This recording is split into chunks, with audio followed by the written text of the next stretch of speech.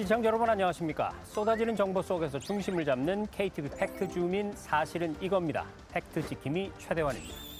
오늘도 성역 없는 팩트 체커죠. 두 분과 함께합니다. 할 말은 하는 센 언니 김묘성 기자 나왔습니다. 어서 오십시오. 네, 안녕하세요.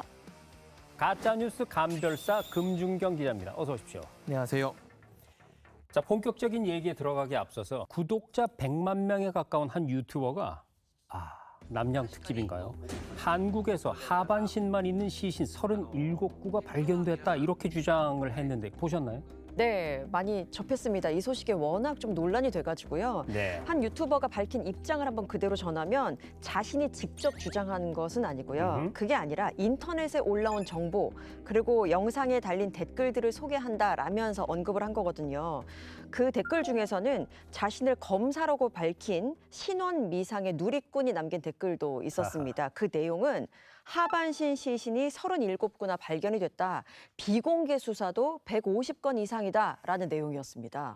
실제로 이 당시 영상에서는 중국인 무비자 입국과 관련해서 네. 살인, 장기 매매 이걸 언급하는 등 이미 저희가 확인했던 그런 잘못된 정보들도 같이 유포되고 있었습니다. 그러게요.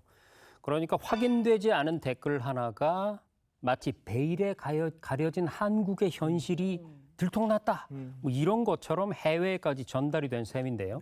이렇게 되면 뭣도 모르는 또 외국 유튜브 구독자들은 혐한 정서까지 또 생길 수 있지 않을까 하는 점에서 절대 이게 가볍게 볼 일이 아닌 것 같습니다. 네, 그렇습니다. 앵커께서 지적해 주신 것처럼 어떤 특정 국가나 특정 집단에 대한 불신, 혐오를 조장할 수 있는 내용이기 때문에 이런 정도의 내용까지도 관심과 수익을 얻는 행태까지 표현의 자유를 얻는다? 이거는 뭐 말이 안 되는 것 같습니다. 네. 특히 이런 자극적인 정보는 팩트 체크를 한다거나 이 당사자가 반론을 제기하는 건 그것보다 시간이 느려지기 때문에 추후에 반론이 제기되고 입장이 나온다고 하더라도 이미 확산된 정보는 다시 주워 담을 수가 없고, 그리고 많은 사람들은 추후에 정정되거나 팩트 체크된 정보를 보는 게 아니라 네. 이전에 이미 유포된 그런 잘못된 정보를 보고 그 이미지를 기억하는 경우가 많기 때문에 정말 주워 담을 수 없는 그런 상황인 것 같습니다.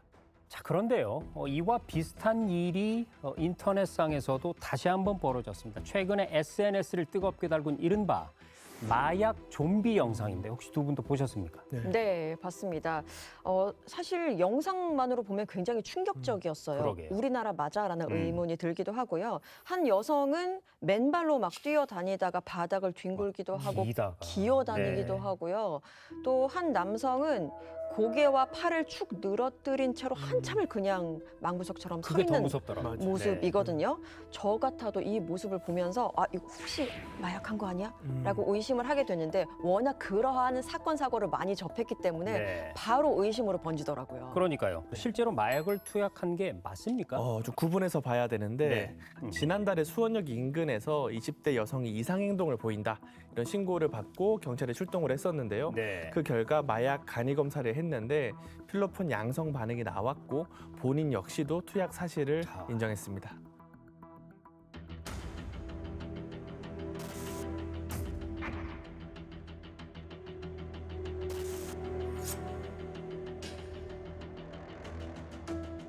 그리고 또 장소 자체가 주는 공포가 있었거든요. 바로 옆이 우리 딸이 다니는 학원이다 라면서 불안해하는 댓글도 있었고요. 마약 문제가 혹시 우리 아이들 가까이까지 온 것 아니야? 라는 불안이 번진 거죠.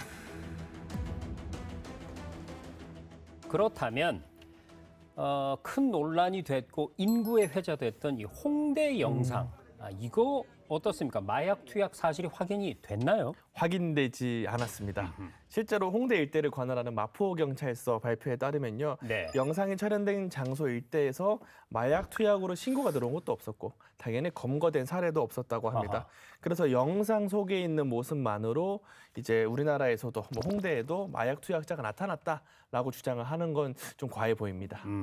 자, 그렇다고 이런 불안을 전부 근거가 없다. 또 이렇게 볼 수만은 없을 것 같아요. 우리나라는 한때 사실 마약 청정국이다 이런 이름이 붙어 있지 않았습니까?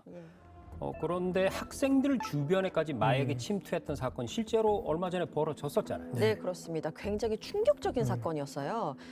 실제로 학생들을 직접 노린 사건이었는데요. 대표적인 게 지난 2023년입니다.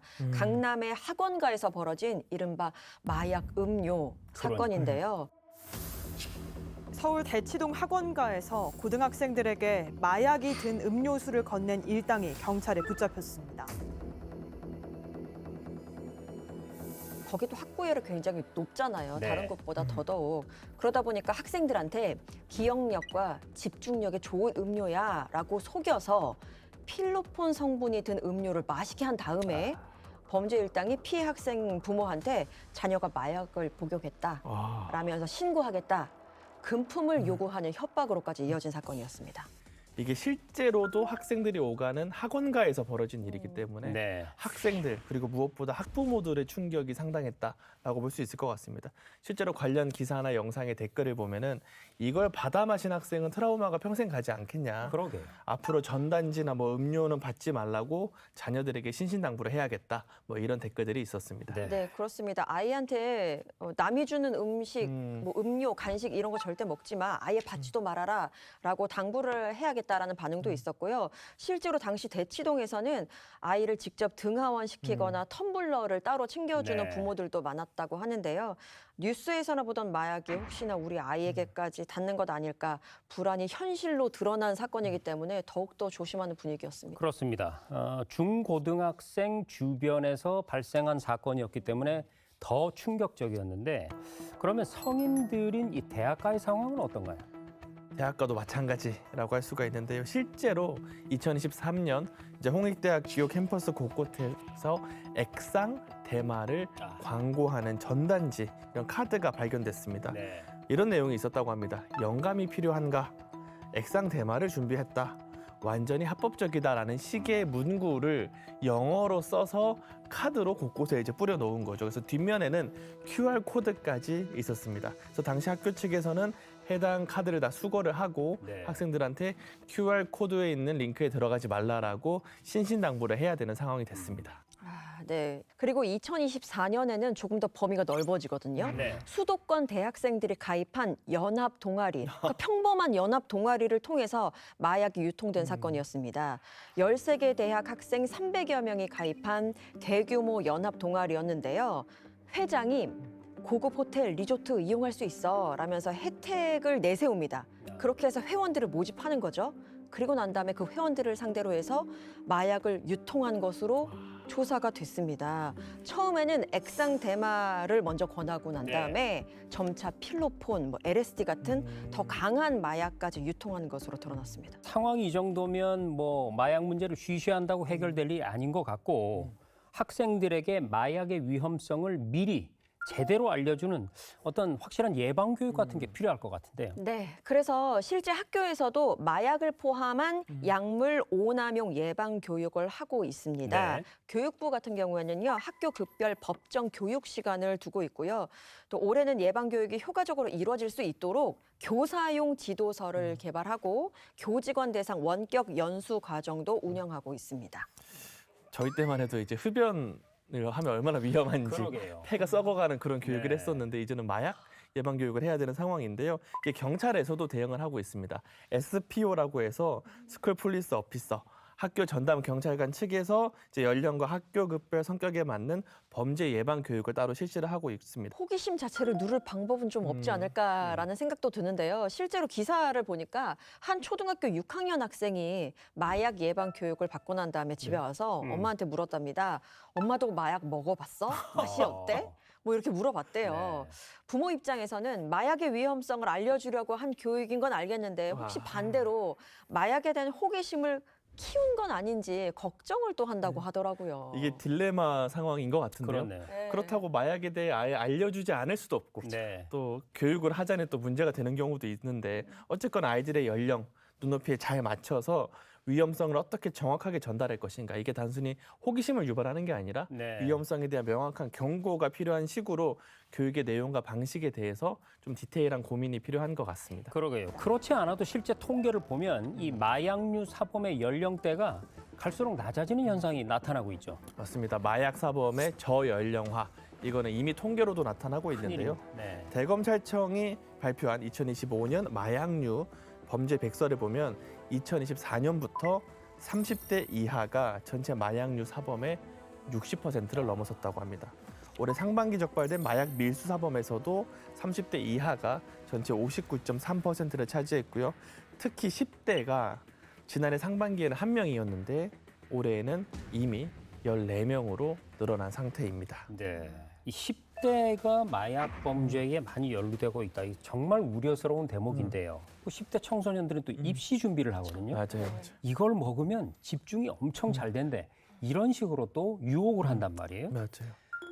이런 부분 때문에 이제 젊은 층이나 청소년층이 좀 쉽게 넘어갈 수 있는 거 아니겠어요? 가장 많이 지적되는 것 중에 하나가 마약을 접하는 경로가 바뀌었다라고 하는 겁니다. 아까 2023년 홍대 사례를 보면은 이제 오프라인으로 카드로 뿌렸잖아요. 네, 근데 네. 지금은 텔레그램, 다크웹 이런 식으로 온라인 상으로 거래를 하는 이제 온라인 비대면 거래가 많이 늘었다고 합니다. 그래서 대검찰청에서도 마약류 사범의 저연령화의 배경으로 온라인 비대면 거래로 거래 방식이 바뀌기 때문에 이 범죄 패턴도 달라지고 이제 범죄의 대상자도 달라진다 이렇게 좀 분석을 하고 있습니다.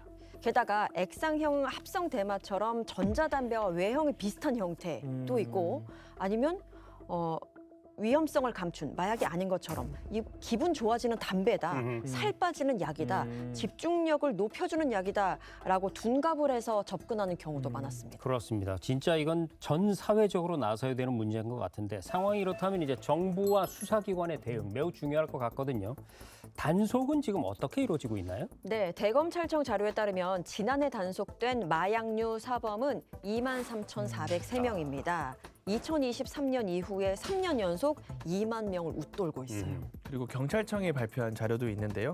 올해 집중 단속 결과를 보면 3월부터 6월까지 마약류 사범 5,203명을 검거를 했고요. 네. 이 가운데 1,039명을 구속했습니다. 이 수치는 지난해 같은 기간보다 검거 인원은 1.8%, 구속 인원은 7.8% 증가한 수치라고 할 수 있습니다. 그렇군요.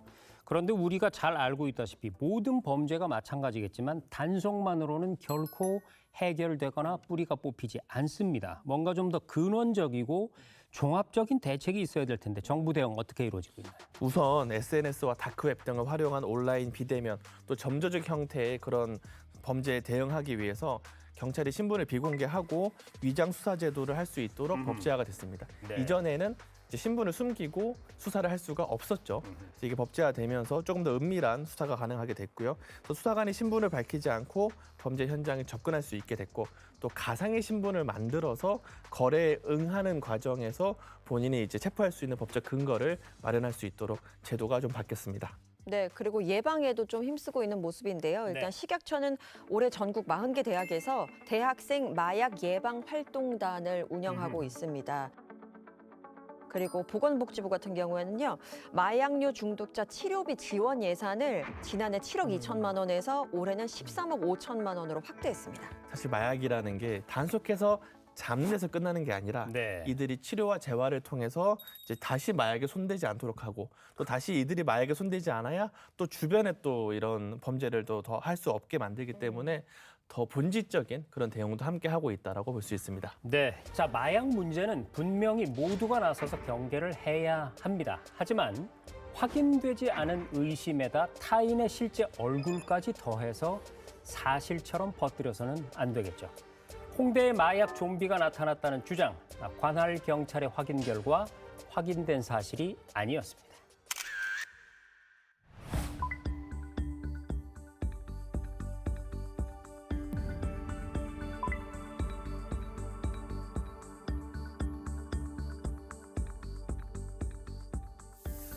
최근에 코스피가 크게 출렁거리면서 증시를 둘러싼 정보들도 쏟아져 나왔습니다. 증시 폭락으로 자살이 급증했다. 한강에 CCTV를 새로 설치했다. 36만 개의 계좌가 강제 청산이 됐다. 자, 해외 주요 매체까지 인용돼서 금융위원회가 직접 반박한 내용까지 있었는데요. 과연 어디까지가 사실인지 자, 정세훈 교수와 짚어보겠습니다. 교수님 어서 오세요. 네, 안녕하세요. 정세윤입니다. 잘못된 정보가 어떤 나쁜 영향을 미칠 수 있는지에 대해서 오늘 같이 의견을 나눠보도록 하겠습니다. 예, 좋습니다. 그럼 먼저 이 얘기부터 보겠습니다. 코스피 폭락 이후에 자살이 급증해서 한강에 CCTV를 대거 새로 설치했다. 뭐 이런 얘기인데 이게 관련 내용이 국내가 아니라 해외 온라인에서부터 퍼진 거죠. 네, 그렇습니다. 시작은 해외 SNS였거든요. 실제 X에는 한국이 코스피 폭락 이후에 자살을 막기 위해서 서울 다리에 카메라를 설치하고 있다라는 게시물이 올라왔습니다. 그런데 비단 X 게시물에만 끝나지 않았습니다. 네. 해외 SNS 등에서도 계속 확산이 됐고요. 그리고 일부에서는 코스피 급락과 한강 CCTV 설치를 연결지어가지고 한국에서 자살률이 증가하고 있다. 이런 식의 주장까지 나오고 있는 상황입니다. 실제 해외 온라인에서도 관련 주장이 정말 빠른 속도로 확산이 됐는데요. 네. AFP가 확인한 게시물을 봐도 영어와 프랑스어 등 여러 언어로 공유가 됐고요. 또 레딧, 그러니까 세계 최대 규모의 커뮤니티로 꼽히잖아요. 네. 여기에서도 관련 주장이 퍼졌습니다. 뿐만 아니라 인도, 스페인 관련 커뮤니티까지 번졌어요. 그러니까 한국 증시 상황을 자살률과 연결을 하거나 자살 예방 핫라인까지 만들어졌다라는 주장도 확인이 됐습니다. 근데 저는 이게 굉장히 이렇게 해외에 빨리 퍼진 게 한국이라는 나라에 붙은 꼬리표가 있잖아요. 자살률 1위. 맞습니다. 네, 그것도 좀 굉장히 영향을 끼친 게 아닌가 하는 생각이 들어서 씁쓸합니다. 네, 기존에 갖고 있던 이미지가 그렇습니다. 더 그런 정보 씌워진 거죠. 확산에 영향을 미칠 수 있을 것 같고 실제로 이 이야기가 근데 해외에서만 머문 게 아니라 다시 국내로 돌아오기도 했는데요. 네. AFP가 팩트체크에 나서자 국내 언론사들이 이를 잇따라서 보도를 했었고 관련 영상에도 여러 반응들이 이어졌는데 그 반응을 보면 가짜 뉴스가 너무 많다 이런 취지의 반응도 있었지만 정상적이네요. 현실의 가짜가 넘쳐난다 뭐 이런 댓글까지 있었고 또 해외에서 만들어진 왜곡된 정보가 그리고 다시 국내 뉴스로 이어지면서 댓글에는 여전히 그런 음모론을 주장하는 분들이 더 늘어나는 그런 상황도 이어졌습니다. 네. 저도 이 이야기를 들었는데요. 사실 이거는 사실이 아니거든요. 네. 그런데도 마치 사실인 것처럼 이것이 유포되면서 특히 소문이나 이런 것에 좌우될 수밖에 없는 금융시장에 큰 충격을 미치는 것 같아요. 이 자살 급증 이런 것들을 사람들이 들으면 야, 이게 상황이 얼마나 심각하길래 이렇게 자살이 급증할까라는 생각으로 자기 자신에까지도 나의 투자 행위 이거 다시 돌아봐야 되지 않냐라는 식으로 시장에도 큰 충격을 미칠 것 같습니다. 네, 그러니까 근거 없는 소문이 공포가 되고 그 공포가 심리에 영향을 미쳐서 실제로 시장에까지 영향을 미쳐버리게 된다는 것이죠. 자, 그러면 어디까지가 사실인지 지금부터 조목조목 한번 따져봐야 할 것 같은데 실제 사실관계 어떻습니까? 사실관계를 하나씩 확인을 해봤는데요. 우선 문제가 된 CCTV는 최근에 설치된 게 전혀 아닙니다. 아니다. 이미 운영되어 온 자살 예방 시스템의 일환이었고 2021년에 서울시에서 한강 교량에 AI 기반 CCTV 시스템 구축을 시작했고요. 그해 말에 통합관제센터를 구축해서 시범 운영에 들어갔습니다. 5년 전에 이미 도입된 것이다라고 할 수 네. 있습니다. 그러니까 최근의 증시 상황과는 아예 시점부터 맞지 않는다는 것 아주 쉽게 확인할 수 있고요. 그런데. 서울시 소방재난본부 측도 AFP에 해당 시스템이 2022년 1월부터 전면 가동된 거다라고 밝혔습니다. 그리고 코스피 폭락으로 자살이 급증했다라는 주장에 대해서도 보건복지부가 확인해준 결과 당시 확인할 수 있는 그 자살 관련 수치에서 특별한 변화는 있지 않았다라고 확인을 했습니다. 결국 코스피 폭락, 자살 급증, 한강 CCTV 설치로 이어지는 그 맥락 자체가 사실이 아니었던 겁니다. 그렇군요. 근데 이런 정보가 사실처럼 받아들여지는 데는 나름의 이유가 있기도 하는 네. 것 같습니다. 그래서 전혀 없는 이야기들이 완벽하게 만들어진 건 아니고요. 일부 사실인 정보가 섞여 있는 거죠. 첫 번째 이 재료가 된 거는 코스피겠죠. 워낙 급락했다가 떨어졌다가 네. 또 급등했다가 하니까 낙차가 크다 보니까 이제 그런 얘기가 나오기 좀 쉬운 상황이 됐던 것 같고요. 그리고 한강에 자살 예방 CCTV가 있는 것, 이 관련 사업이 계속 고도화되는 맥락도 사실이긴 하잖아요. 근데 문제는 이 개별적인 정보들을 하나의 원인과 좀 억지로 연결했다는 점인데 여기에 실제 한강 CCTV 사진까지 붙으면서 저거 원래 있던 건가? 갑자기 생긴 거 아닌가? 이것 때문에 생겼네라고 그렇죠. 사람들이 좀 근거가 있는 것처럼 받아들여지게 된 것 같습니다. 더군다나 해외 사람들이라면 그렇죠. 그렇게 생각할 법도 하죠. 결국 사실도 조각조각을 맥락이 다르게 이어붙이면 전혀 다른 의미가 될 수 있다는 사실을 우리가 또 한 번 확인을 했고요.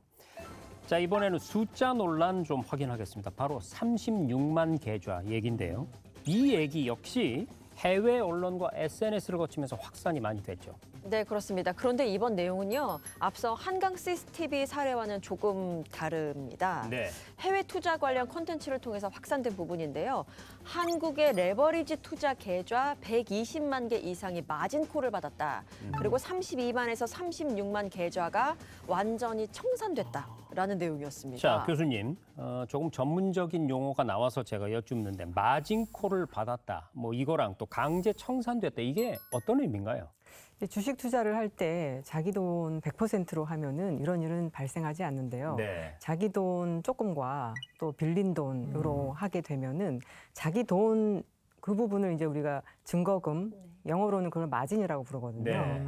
그래서 이제 자기 돈하고 빌린 돈하고 이렇게 투자를 하는데 그렇게 해서 산 주가가 하락하게 되면은 그러면 이제 돈을 빌려준 쪽에서 빌려준 돈을 이렇게 손실을 보면 안 되니까는 그렇죠. 증거금을 더 내라, 아. 마진을 더 내라. 그래서 콜이라고 하는 것은 그 가격이 떨어진 것만큼 네 돈을 조금 더 내라라고 하는 건데 그래서 마진 콜을 딱 냈는데 이 사람이 돈이 없어서 자기 돈을 조금 더 추가하지 못했다라고 하면은 돈을 빌려준 쪽에서 그 주식을 팔아서 그 부분을 메꾸는 것이죠. 아하. 네, 그걸 우리가 강제 청산된다라고 이야기합니다. 근데 앞서 나온 내용들을 보면 숫자가 굉장히 구체적이거든요. 그러게. 120만, 또 32만에서 36만 이런 식으로 숫자도 나오고 나름의 출처도 있습니다. 골드만삭스 추산이다라는 출처까지 제시되면서 신뢰도가 높은 정보처럼 받아들여질 수 있는 것 같습니다. 네. 이번 이 일에 있어서는 특히 국제적으로 아주 이제 이름이 유명하고 누구나 이게 뭐 가짜 뉴스를 퍼뜨릴 만하지 않다라고 하는 국제 투자기관에서 나온 정보거든요. 그러다 보니 이것을 듣는 국내 투자자들은 뭐 근거나 출처나 이런 걸 따지기도 전에 그냥 전폭적으로 그냥 신뢰했을 것 같은 특히 숫자와 이 유명한 공신력이 있을 것 같은 그런 기관의 이름이 붙으면은 이게 마치 진짜 사실처럼 그렇게 유포될 것 같습니다. 네. 같은 맥락으로 주목할 부분이 있었는데요. 이 수치가 단순히 SNS에서만 떠돈 게 아니고요. 블룸버그 실명 칼럼에서도 36만 계좌가 강제 청산됐고 이 가운데 62%가 35세 미만이다라는 내용이 등장을 했습니다. 이후에는 이제 커뮤니티, 뭐 레딧 같은 곳을 통해서도 이 같은 수치가 공유되면서 반응이 이어졌습니다. 자, 그러니까 이름만 대면 다 아는 기관과 매체들이다 보니까 파급력이 어마어마했던 건데요. 근데 사실 이런 내용이 확인도 안 된 정보가 사실처럼 해외에 퍼져버리면 우리나라의 투자 문화라든지 우리 사회를 바라보는 시선 이런 것까지 우리가 손해를 입지 않을까 싶은데 어떻습니까? 실제로 관련 SNS 글 댓글을 보면은 이제 외국인이 쓴 글인데요. 한국인들은 도박이라면 차원이 다르다. 뭐 이런 식으로 뭔가 폄하하는 그런 글까지 올라왔는데 이 숫자에 대한 반응을 넘어서서 한국 청년들의 투자 방식, 또 한국 사회에 대한 부정적인 인식, 평가 이런 것까지 번지고 있습니다. 어떤 얘기를 들으면서 굉장히 억울합니다. 네. 그런데 해외에서만 돌아다니는 게 아니고요. 국내에서도 36만 계좌 강제 청산이라는 숫자가 주식 커뮤니티를 통해서 확산이 됐습니다. 네. 실제로 국내 한 주식 커뮤니티에서는 마진콜 120만 계좌 36만 건 강제 청산이라는 게시물이 올라왔고 조회수도 16,000회를 넘겼거든요. 댓글을 보면 이제 B2까지 걱정을 해줘야 되는구나. 싹 다 청산당하고 올라가는 게 좋다. 뭐 이런 내용까지 남겨지면서 이 숫자를 사실로 받아들이는 반응이 확인이 됐습니다. 그렇습니다. 자, 숫자에 집중을 좀 해볼게요. 36만 계좌가 실제로 강제 청산을 만약에 당했다면 이게 이례적인 규모이거든요. 금 기자, 이 숫자가 뭐 어디까지 확인이 된 겁니까? 네, 사실 확인 결과 달랐습니다. 네. 오죽하면 금융위원회가 직접 입장을 낼 정도였는데요. 이 블룸버그 칼럼을 특정해서 이 칼럼 내용은 사실이 아니다라는 설명 자료를 냈는데 36만 계좌라는 수치가 사실관계에 부합하지 않는 부분이 있고 정확한 출처도 확인되지 않는다라고 밝혔습니다. 그러면 실제로 얼마 정도가 있었냐를 보면 실제 6월 중에 반대 매매, 그러니까 투자자가 결제 대금을 갚지 못했을 때 증권사가 주식을 강제로 처분한 계좌는 일평균 약 3,000개 수준이었다고 합니다. 차이가 굉장히 크다고 할 수 있습니다. 그런데 더 눈여겨볼 만한 것은요. 확산 속도입니다. 블룸버그 칼럼이 나온 게 8월 3일이거든요. 그러니까 금융위가 반박 자료를 낸 게 8월 5일이에요. 그러니까 불과 사흘 사이에 정부가 직접 대응에 나설 만큼 논란이 아주 빠른 속도로 커진 겁니다. 그러게요. 해외 칼럼 하나가 네. 사흘 만에 대한민국 정부에서 반박 자료까지 낼 정도로 확산이 됐다는 건데 이게 검증도 안 된 정보가 얼마나 빠르게 확산하는지 짐작이 가고도 남습니다. 그렇습니다. 문제는 이렇게 빠르게 퍼진 정보가 정작 국내 공식 통계와는 맞지 않았다는 점이 좀 뼈아픈 것 같습니다. 실제 한국 시장이나 주가에 어떤 영향을 줬다, 뭐 단정하기는 어렵겠죠. 하지만 36만 계좌처럼 이 구체적인 숫자는 출처가 불분명해도 이미 확인된 사실처럼 받아들여질 수 있다라는 점을 보여준 사례입니다. 자, 두 사례 모두 사실관계를 확인해 보니까 온라인상에서 퍼진 내용과는 전혀 달랐습니다. 그게 인용된 사실이라면 맨 처음 그게 어디서 누구에 의해서 어떤 근거로 나온 정보인지 우리가 수사관처럼 확인을 하는 게 참 중요해요. 이게 교수님 사실대로 살기가 여간 어려운 시대가 아닌 것 같습니다. 국민들이 이제 투자자들이 이제는 생각을 바꿔야 할 것 같습니다. 네. 유명하거나 뭐 이렇게 해외의 그런 기관들도 출처가 불분명한 통계를 가지고 잘못된 정보를 전달할 수 있다.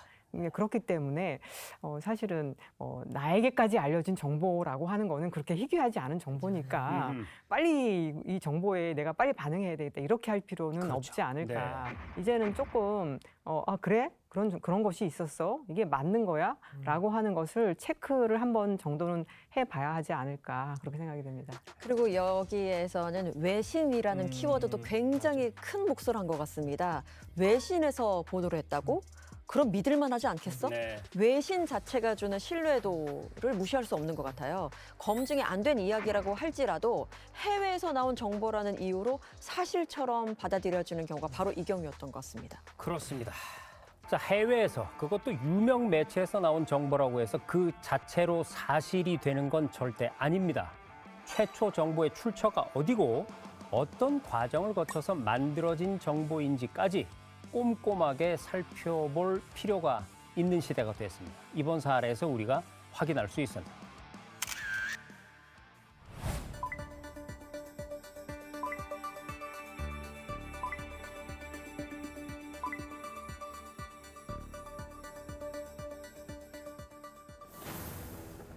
네, 이번에는 8월 13일 정부가 발표한 주택 신속 공급 방안에 관한 얘기를 좀 해보겠습니다. 역시 발표 직후부터 다양한 보도들이 쏟아졌는데요. 그중에는 발표와는 좀 의미가 다르게 전달된 사례도 있었습니다. 대표적인 몇 가지 사안을 좀 짚어볼까요? 네. 8월 13일에 정부가 23만 호 플러스 알파를 공급하겠다고 발표를 했었잖아요. 네. 근데 같은 날 한 언론에서는 실제 순증 물량, 그러니까 순수하게 증가한 물량은 12만 호 플러스 알파일 뿐이고 나머지는 기존 정책의 재탕이다. 이런 보도가 나왔습니다. 숟가락만 얹은 거다. 맞습니다. 특히 태릉 CC나 과천경마장 같은 핵심 부지들은 이미 129 대책에 포함됐던 후보지였던 데다가 태릉 CC나 용산 캠프킴, LH 서울지역본부 등은 2020년 문재인 정부 시절에 84 대책에도 이미 포함됐던 곳이다. 그러니까 상당 부분이 과거 정책에서 발표한 것과 중복된다. 이런 보도가 나왔습니다. 사실 부동산 정책이라는 것 자체가 단기간에 체감할 만한 공급 효과라는 것을 기대하는 건 좀 어렵긴 그렇죠. 하겠죠. 네. 그런데 여기서 숫자를 좀 정확히 구분해서 볼 필요가 있을 것 같습니다. 국토부는 23만 호 플러스 알파 전량이 순증 물량이라고 보도자료를 냈어요. 아하. 그리고 그중에서 12만 호 플러스 알파는 2030년까지 착공되는 물량이고 네. 작년 97 대책의 135만 호 착공 계획과도 중복되지 않는다라고 설명을 했습니다. 숫자는 같은데 어떤 조건이 붙느냐에 따라서 지금 의미가 완전히 달라지고 그렇네요. 있습니다. 네, 그리고 비주택용지를 주택용지로 전환하는 15,000호도 기존 발표 물량 아니냐라는 의혹이 있었는데 국토부는 아니다. 이번에 새로 발굴한 물량이다. 라고 못 박았습니다. 그러니까 순증 물량 그리고 착공 시기 이게 서로 다른 기준으로 좀 헷갈렸다 이렇게 볼 수가 있겠네요. 자, 그런데 같은 대책을 두고 또 다른 논란이 있었습니다. 용산공원 얘기 좀 해볼까요? 네, 국토부 김윤덕 장관이 지난 14일 기자간담회에서 용산 어린이 정원을 넘어서 용산 공원 전체를 대상으로 주택 건설에 적합한 곳들을 활용하는 방안도 검토하고 있다. 네. 이렇게 발표를 했습니다. 김윤덕 국토교통부 장관은 추가 주택 공급지로 용산 어린이 정원만 보면 좁은 개념이라며 용산공원 전체를 고민하고 있다고 밝혔습니다. 근데 이 발언이 용산공원 전체 주택 공급 검토 7.3만 채 공급지 9말 10초 발표 이런 제목으로 보도가 됐습니다. 자, 일단 장관이 직접 한 말이면 언뜻 문제 될 건 없어 보이는 보도인데 좀 내막을 뜯어볼까요? 발언 자체는 장관이 한 말이 맞습니다. 네. 그런데 한국말이라는 게 정말 잘 곱씹어볼 필요가 있는 것 같더라고요. 그렇습니다. 이번 사례가 그렇습니다. 용산공원 전체를 고민하고 있다라는 발언이 용산공원 전체 주택 공급 검토라는 제목으로 나가면서 용산공원 전체 부지에 주택을 다 짓겠다.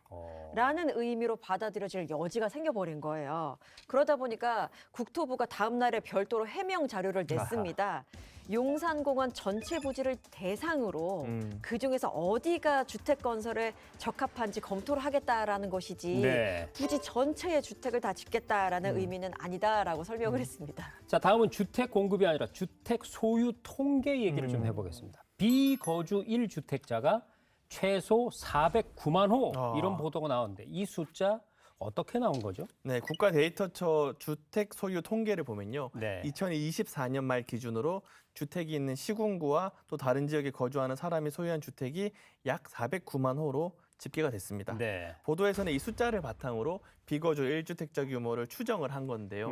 그런데 이 국가데이터처 통계 자체에는 그 주택 소유자가 1주택자인지 다주택자인지는 구분돼 있지 않습니다. 아하. 네, 그렇습니다. 그러니까 409만 호라는 통계 자체가 틀린 건 아닌데 문제는 그 409만 호 전부를 비거주 1주택이라고 볼 수 있느냐라는 네. 건데요. 통계가 직접 확인해 주는 것은 주택 소재지 그리고 소유자의 거주지가 다른 주택이다라는 점이지 1주택자인지 여부는 별도의 또 다른 자료가 필요한 부분입니다. 그렇네요. 그래서 정확하게 설명을 하면 비거주 1주택자가 409만 호라고 단정하기보다는 거주지와 주택 소재지가 다른 주택이 409만 호다라고 하는 게 그렇죠. 정확합니다. 자, 그런가 하면 청년 주거 정책에 관한 얘기도 있습니다. 청년 월세 지원에 대한 보도가 많이 눈길을 끌었죠. 네, 청년 본인 소득을 기준으로 지금 중위소득 60% 이하에서 100% 이하로 지원 대상을 완화하는 방안을 검토 중이고요. 월 최대 20만 원의 현재 월세 지원금도 올리는 방안이 논의되고 있다. 이런 내용이었습니다. 네. 이 기사 역시 근거 없이 나온 건 아닙니다. 일단 기획예산처와 국토교통부가 내년도 예산안 편성 과정에서 재정 투입 확대 쪽으로 가닥을 잡았다라는 내용이 있었고요. 네. 그리고 지난 4월 추경심사 때 국회에서도 지원금을 20만 원에서 30만 원으로 올리자라는 논의가 있었거든요. 근데 다만 이렇게 논의되고 있다는 것과 정부가 최종적으로 그렇게 결정했다는 것과는 전혀 다른 거죠. 그러게요. 네. 요약하면 정부는 신중하게 검토 중인 사안인데 그것이 마치 확정이 된 것처럼 전해졌다. 이런 얘기네요. 맞습니다. 국토부와 기획예산처는 2027년 예산안을 지금 마련하는 단계고요. 그렇죠. 소득 기준, 지원 범위, 금액 이거 어디까지 확정을 할지는 아직은 논의가 이루어지지 않았습니다. 그래서 기사에서도 잘 보면 검토, 논의 중이다 이런 표현이 있긴 하지만 늘 제목이 문제. 그렇죠. 제목만 네. 보면은 중위소득 100% 이하로 확대된 것처럼 읽힐 수 있는 것인데 사실 예산이라는 것이 10월이 돼야만 예산안이 나오는 것이고 그러게요. 또 연말에 국회를 통과하는 최종안이 나와야만 확정이 되는 거기 때문에 그 이전의 예산과 관련된 보도들은 언제든지 엎어질 수 있다. 이렇게 봐야 될 것 같습니다. 그렇습니다. 자, 이렇게 청년 월세의 경우는 검토 단계이고 확정되지 않았다는 게 정부 반박의 핵심이었는데요. 그런데 청년 주택 청약, 이 문제는 결이 좀 다른 것 같습니다. 이거는 세제 개편안에 이미 담겨 있는 내용이잖아요. 맞습니다. 그 지점에서 이제 이건 다른 사례라고 볼 수가 있는데 청년 주택 청약 비과세 폐지 연 6억 원 걷는다는 보도가 나왔습니다. 세제 개편안에 청년주택 청약 저축 이자 소득 비과세의 적용 기한을 2028년 말에서 2026년 말로 2년 앞당기는 내용이 지금 담겨 있는데요. 네. 실제로 2024년에 이 혜택으로 감면된 세금이 6억 4천만 원이었다는 국세청 자료도 기사의 근거로 제시가 됐습니다. 네. 근데 정부는 비과세 지원을 없애는 게 아니라 아하. 재정 지출 방식으로 전환할 것이다라고 설명을 하고 있습니다. 그러니까 비과세 폐지라는 표현이 완전히 틀렸다고 하기는 어렵지만 또 맞다고 하기도 어려운 그런 상황이네. 다만 폐지라는 단어가 독자에게 주는 인상은 좀 강력한 것 같습니다. 폐지라고 하면 청년 지원 자체가 없어지는 것처럼 아예 읽힐 수가 그렇죠. 있는 부분이거든요. 그런데 정부가 설명한 것은 지원을 없애겠다는 게 아니라 세제 혜택을 재정 지출 방식으로 전환하겠다라는 거였거든요. 방식을 바꾸겠다. 네. 그렇죠. 그리고 이제 비과세 혜택이 앞당겨 종료된다는 것과 청년 주택 청약 지원이 사라진다는 건 같은 의미가 애초에 아닌 거죠. 그래서 앞으로 어떤 방식으로 어느 정도로 지원할지에 대해서는 아직까지는 구체적으로 나온 건 없습니다. 네. 그러니까 폐지라는 단정적인 표현을 쓰게 되면 또 다른 지원 방식으로의 전환까지 싹을 잘라버리는 그런 우를 범할 수가 있다. 이런 얘기군요. 네. 자, 지금까지 5가지 사례를 우리가 스피디하게 살펴봤는데 두 분은 혹시 여기서 어떤 공통점 같은 게 보이던가요? 정리하면 조금씩 좀 다른 부분이 있는 것 같습니다. 23만 호랑 용산공원 같은 경우에는 정책의 숫자나 발언 같은 게 아예 다른 의미로 받아들여질 수 있도록 네. 된 것 같고 또 비거주 1주택 같은 경우에는 통계가 직접 보여주는 범위보다 해석 자체를 굉장히 넓힌 것으로 좀 구분지어서 볼 필요가 있겠네요. 청년 월세 같은 경우에는 아직 검토 중인 내용을 마치 당장 시행되는 것처럼 확정적인 보도가 이슈가 됐었고요. 네. 청년 주택 청약 같은 경우에는 실제로 세제 혜택이 지원 종료 시점이 앞당겨진 건 맞는데 그걸 청년 지원이 사라진다라는 식으로 시점을 다르게 쓰면서 정부 설명과는 좀 다른 맥락으로 읽힐 수 있게 됐습니다. 그렇습니다. 오늘 사례를 보면 이 단순히 기사 제목이 좀 과장됐다, 숫자를 잘못 해석했다 이런 문제로만 끝낼 수는 없을 것 같습니다. 네, 그럴 것 같습니다. 특히나 부동산 기사 같은 경우에는 그냥 읽고 아 이렇구나라고 지나가는 뉴스가 아니잖아요. 그럼요. 국민은 현실적으로 봤을 때 정부 정책을 일단 받아들이고 따라야 하는 입장이잖아요. 네. 그럴 수밖에 없는 입장인데 근데 그렇게 따라야 하는 입장에서 정보를 다 필요한 정보가 맞는지 확인을 해야 되고 국민 스스로 검증을 해야 되고 이렇게 하다 보면 정말 부담이 너무 커지는 것 같습니다. 피곤한 삶입니다. 네, 네. 국민하기 어렵다. 그리고 이제 부동산이라는 게 기대가 시장에 영향을 많이 미치는 분야이기도 그렇습니다. 하잖아요. 네. 그래서 어느 정도의 규모로 언제 어떻게 이제 정책을 시행할 것이냐, 확대를 할 것이냐 이런 거에 따라서 정말 많은 국민들의 생각들은 물론이고 시장 자체가 출렁일 수 있기 때문에 이거 보도가 그 자체는 악의가 없지만 네. 받아들임에 따라서는 충분히 굉장히 여러 효과를 낳을 수 있다는 걸 좀 고민을 해야 될 것 같고요. 다만 중요한 것은 이 과정에서 정확한 또 명확한 보도가 나와야 되는데 일부 그렇지 않은 보도나 이제 허위 정보들이 섞이게 되면은 더 건설적인 토론을 하는데 좀 방해가 될 수 있겠다 이런 생각도 들었습니다. 네, 잘 알겠습니다. 부동산 정책은 그저 정부가 발표하고 끝나는 단순한 숫자가 아닙니다. 정책도 정확해야 하지만 정책을 국민에게 전달하는 정보 역시 정확해야 할 것 같습니다. 네, 주택 신속 공급 대책 오늘의 팩트 여기까지입니다.